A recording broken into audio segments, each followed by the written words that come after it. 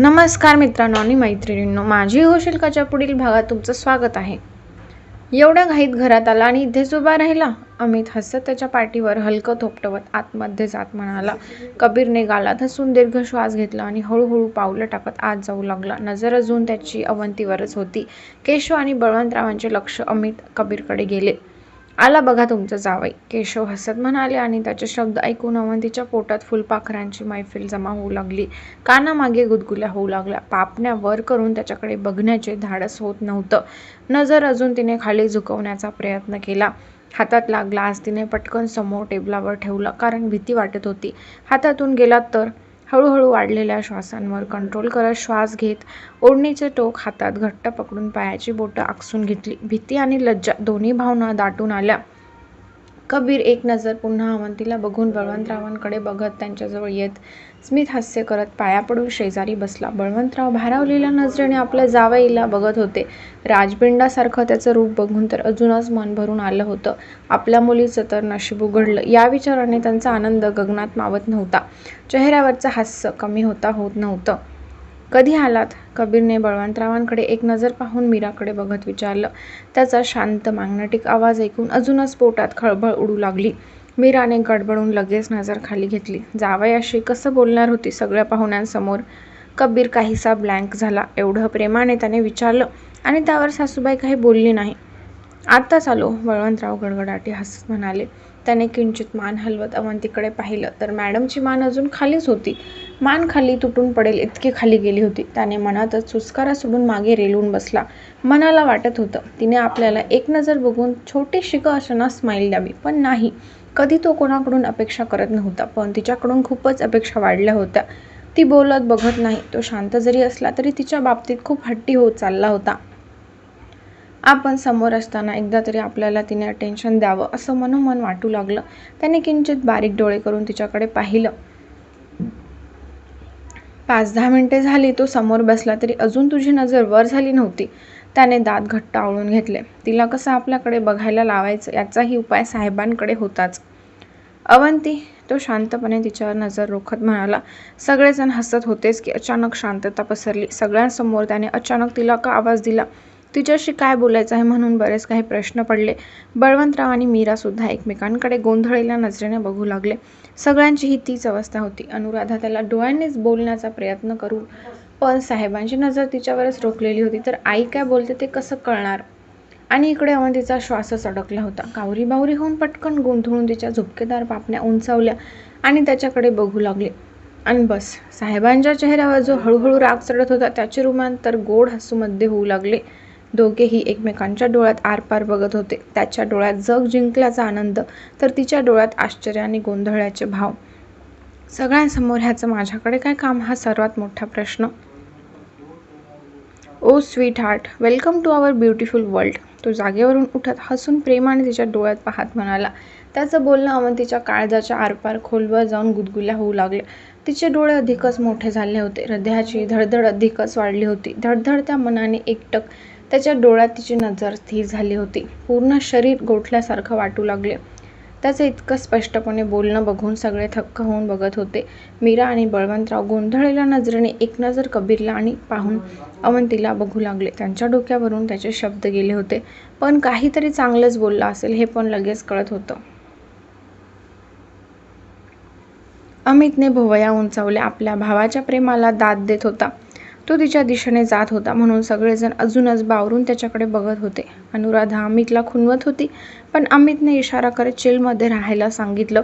तो आपल्या जवळच येत असल्याचं जाणवताच अवंती भेदरलेल्या नजरेने पाठीचा कणा ताठ करून त्याच्याकडेच बघत होती. घाबरून तिने हातातली ओढणी अजूनच घट्ट पकडून धरली. आता तर तिला पटकन तिथून पळून जाऊन कुठेतरी लपून बसायची इच्छा होत होती. तो अगदीच तिच्या जवळच उभा राहिला होता. दोघांच्या पावलांमध्ये फक्त 2 फुटाचं अंतर होतं. मीरा हळूच बाजूला सरकली. एकदम जवळ आल्याने ती सुद्धा बावरून गेली होती आणि गोंधळलेल्या नजरेने बळवंतरावांकडे बघत होती. तेही थोडेसे शॉक होऊन बघत होते, पण बोलायचं धाडस कोणाच्यात नव्हतं. अवंतीची नजर घाबरून आपोआप खाली गेली. एसीमध्ये सुद्धा तिच्या कपाळावर घामाचे दवबिंदू जमा होऊ लागले. एकतर आधीच त्याच्यावर चिडली होती आणि असा तो समोर येऊन उभा राहिला म्हणून अजून त्याचा राग येऊ लागला. छोटासा तुझा जीव होता, किती तो घाबरवणार होता असं वाटून गेलं. थोडीशी सुद्धा माझ्यावर दया येत नाही का म्हणून अजूनच त्याच्यावर रागवली होती. पण वर बघून त्याच्याकडे बोलायची हिंमत नव्हती. त्याने किंचित मान हलवत गालात हसून त्याच्या हातात असलेल्या कोटच्या एका पॉकेटमधून छोटा रॅप केलेला गिफ्ट बॉक्स काढला आणि तिच्या नजरेसमोर धरला. अचानक नजरेला एक सुंदर रॅप केलेलं गिफ्ट दिसलं. तसं तिची नजर हलकी थोडी वर होऊन त्या बॉक्सवर रोखली गेली. आत्तापर्यंत ती घाबरली होती, पण आता चेहऱ्यावर प्रश्नार्थी भाव जमा होऊ लागले. त्याच्या हातात गिफ्ट बघून अनुराधाने सुटकेचा निश्वास सोडला आणि गालातल्या गालात हसत आपल्या लेकाला प्रेमाने बघू लागली. आत्तापर्यंत घाबरली होती. हा जाऊन तिच्या गळ्यात पडतो का काय? सुरेखा आणि हेमा एकमेकींकडे रागाने बघू लागल्या. इतकं तिला गिफ्ट देण्याचं कारण त्यांना काही पटलं नव्हतं. म्हणजे जास्तच त्याने तिला डोक्यावर चढवल्यासारखं वाटलं. बळवंतराव आत्तापर्यंत थोडं गोंधळून गेले होते, पण त्याच्या हातात गिफ्ट बघून चेहऱ्यावर हळूहळू हसू पसरू लागले. ते मीराला इशारा करून तिकडे बघायला सांगतात तसं मीराने चोर नजरेनेच हळूच पाहिलं आणि गालातल्या गालात हसून प्रेमाने आपल्या मुलीकडे बघू लागली. अवंती तुझ्यासाठी आहे प्लीज. तो अगदी प्रेमाने अजून तिच्या चेहऱ्यासमोर धरू लागला, कारण तिची नजर वर झाली नव्हती. ती घाबरून त्याच्याकडे हलकेच नजर वर करून बघत पुन्हा कावऱ्या बावऱ्या नजरेने सगळ्यांकडे बघू लागली. तिला नेमकं कळत नव्हतं की तो बॉक्स घ्यावा का नाही आणि एवढं काही नडलं होतं का? सगळ्यांसमोर द्यायची काय घाई पडली होती म्हणून हलकेच लटक्या रागात त्याच्याकडे पाहिलं आणि पुन्हा नजर खाली घेतली. श्वासांची गती आणि अंगाची थरथर आपोआप वाढली होती. अवंती, अनुराधा हसत म्हणाल्या. तसं तिने कावऱ्या बावऱ्या नजरेने त्यांच्याकडे पाहिलं. बिचारी घाबरून गेली होती या कबीरच्या वेड्या प्रेमाने. अभी तो शुरुआत है, आगे आगे देखो होता है क्या. अगं एवढ्या प्रेमाने देत आहे, विचार काय करते, घे. त्या हलक्या हसत म्हणाल्या. तसे सगळे हसू लागले. बळवंतराव आणि मीराला अशा गोष्टी बघायची सवय नव्हती म्हणून त्यांना अवघडल्यासारखं झालं होतं. अवघडून हसत नजर खाली घेतली. अवंतीने हळूच थरथरणारा आपला हात थोडासा वर उचलून त्याच्या हातातून बॉक्स गडबडून हिसकावून घेतला. तसं त्याच्या भुवया उंचावल्या. पहिले घर बघून घेऊ, मग जेवायला बसूया, चालेल का? वातावरण जरा अवघडल्यासारखं केशव यांना वाटलं. तसं ते बळवंतरावांकडे बघत म्हणाले, कारण त्यांचा मुलगा काही सुधारणार नव्हता. आता यांनाच अशा गोष्टींची हळूहळू सवय करून द्यावी लागणार होती. हो, माझाही तोच विचार होता, अनुराधा केशव यांच्या बोलण्याला दुजोरा देत म्हणाली. बळवंतरावांनी सुद्धा गालात हसून मान डोलावली. केशव, प्रकाश आणि बळवंतराव पुढे गेले. त्यांच्या मागे अनुराधा, मीरा, सुरेखा जाऊ लागल्या. अवंतीला पण उठायचं होतं, पण समोर अजूनच तो उभा होता, तर कसं उठणार म्हणून तिला प्रश्न पडला होता. ते ताई, मीरा गडबडून हसत अनुराधाकडे बघत म्हणाली. आपल्या मुलीसाठी खुश पण होती आणि तिची काळजी पण लागली होती. तिला एकटीला सोडायची थोडीशी मनात भीती वाटली होती. चल बाळा, हेमा तिला घेऊन ये, अनुराधा हेमाकडे बघत म्हणाली. कबीर काही बोलणार की तितक्यात त्याच्या हातातला मोबाईल वाजला. त्याने पाहिलं तर महत्त्वाचा कॉल दिसला. त्याने कॉल उचलला आणि थोडासा लांब जात बोलू लागला. तो जसा तिच्यापासून दूर गेला तसा तिने जोरजोरात श्वास घेत पटकन जागेवरून उठली.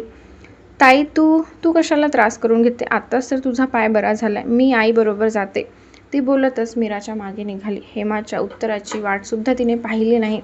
तिचा घाबरलेला आणि गोंधळलेला चेहरा बघून हेमा आणि अमित एकमेकांकडे बघून हसू लागले. 5 मिनिटात त्याने त्याचा कॉल संपवला आणि मागे वळून पाहिलं तर त्याची दुर्गेश्वरी गायब. अवंती, कबीर कपाळावर आठ्या पाडून अमितकडे बघत म्हणाला. 5 मिनिटं काय? त्याने तिच्यावरून नजर हटवली की मॅडम लगेच गायब झाल्या. काय करणार? तुझं प्रेम तिला झेलत नाही. त्यापेक्षा तुझ्यापासून लपून राहिलेलं कधी पण चांगलं असं तिला वाटलं असेल. जाऊन शोध आता तिला. अमित जोरजोरात हसत त्याच्याकडे बघत म्हणाला. कबीरने त्याला एक लुक देत हातातला कोट सोफ्यावर फेकतच वर जायला निघाला. अरे, हा आपला कबीर आहे का? हेमा आवासून त्याच्याकडे जात म्हणाली. तिला अजूनही विश्वास बसत नव्हता की शांत असणारा सागर इतका का खळखळ आवाज करत आहे. पहिल्यांदाच त्याला असं खळखळून वाहताना ती बघत होती. अशी त्याची साईड असेल तिला कधीच वाटलं नव्हतं.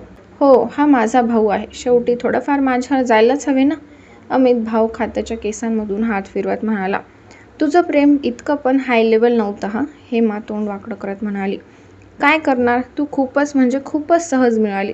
तुझ्या जागी वेगळी भेटली असती तर तिच्यासाठी मी असंच काहीसं केलं असतं. काश, माझे स्वप्न स्वप्नच राहणार. अमित नाटकी चेहरा करत गाल फुगवून म्हणाला.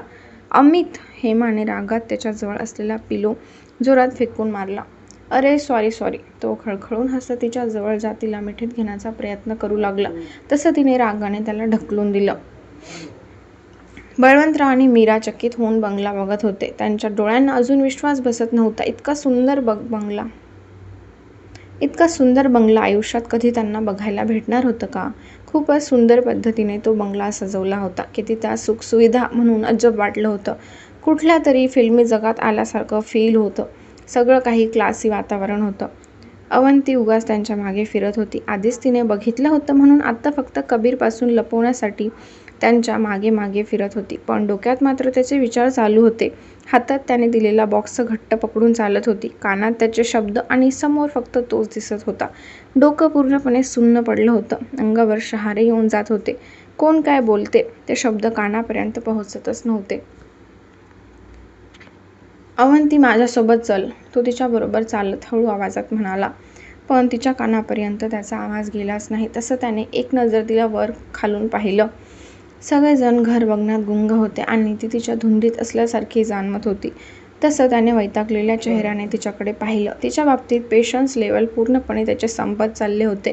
तिचा इतका मंदपणा बघून अजूनच डोकं आऊट झालं होतं. त्याने तिच्या हाताला पकडलं आणि टेरेस गॅलरीचा डोअर एका हाताने ओपन करत आत ओढून घेतलं.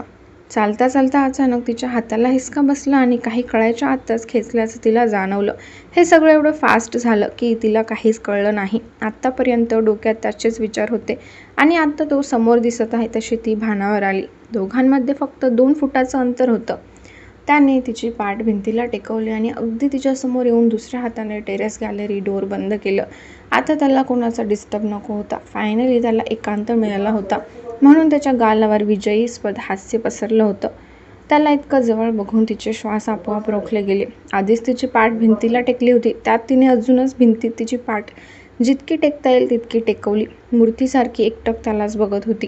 पायापासून ते डोक्यापर्यंतचे सगळेच्या सगळे सेन्सेस बंद पडले होते. कसलीच हालचाल न करता फक्त एकटक त्यालाच बघत होती. तर हळूहळू आपला कबीर आणि अवंतीचा रोमॅन्टिक अँगल डेव्हलप होत आहे. स्टोरी आवडत असेल तर कमेंट करायला विसरू नका आणि व्हिडिओला लाईक करायला देखील विसरू नका.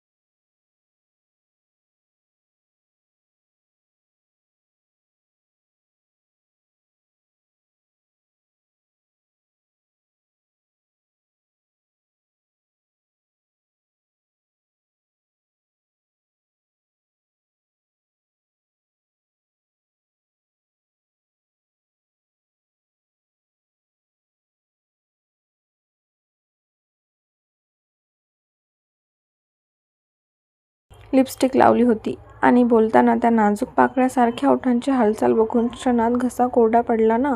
अंगावर रोमांच उभे राहू लागले होते. ओठांवरचं हसू गडद होऊ लागलं. समोर असून सुद्धा हा दुरावा का म्हणून स्वतःचाच राग येऊ लागला. हातांची हालचाल झाली तशी तिच्या हातातल्या बांगड्यांची किणकिण ऐकून कानाला मधुर आवाज तृप्त करून जात होता. सिंपल पण त्याच्या मनावर राज्य करणारी अवंती होती. आत्ता तर आपल्या कबीरचं काहीच खरं नाही. तुम्हाला हा भाग कसा वाटला नक्की कमेंट करून सांगा व व्हिडिओला लाईक करायला विसरू नका. पुढचा भाग बघण्यासाठी चॅनलला नक्की सबस्क्राईब करा.